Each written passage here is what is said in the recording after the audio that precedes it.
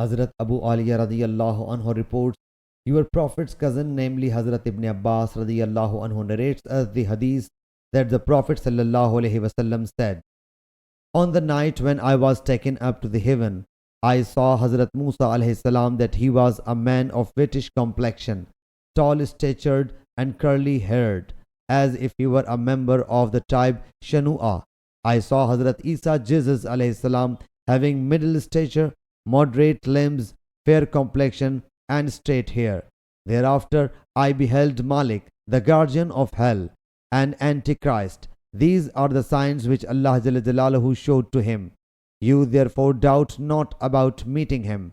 Hazrat Anas radiyallahu anhu, Abu Bakr radiyallahu anhu have reported from the Prophet sallallahu alaihi wasallam, the angels will guard Medina Munawwara against Antichrist.